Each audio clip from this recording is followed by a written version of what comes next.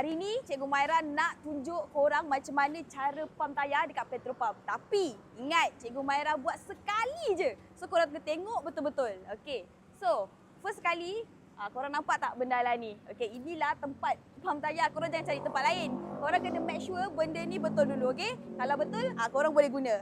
Okay, lepas tu, korang tengok pula bahagian tayar. Okey, kat bahagian tayar ni korang akan nampak 300 kPa. So untuk tayar yang macam ni maksimum kena 300 kPa. Tapi janganlah 300, relax je. Korang 210, 220 pun dah mencukupi. Okey, korang tengok pula kat sini.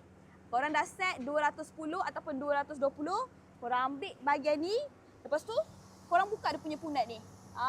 Korang jangan ingat semua perempuan tak reti nak pump tayar. Come on guys. Kita sebagai perempuan kena tahu macam mana cara nak pump tayar. Lepas tu korang tinggal masukkan saja. Lepas tu korang tunggulah. Nanti bila dia dah berbunyi, itu bermaksud kereta korang dah ada angin yang mencukupi. Lepas tu korang tutup. Kan senang je, tak sampai 1 minit pun. So korang sebagai wanita-wanita yang berdikari kat luar sana, korang dah boleh pump tayar dengan betul. Jangan salah-salah lagi tau. Ini sekali je Cikgu Maira tunjuk sampai habis.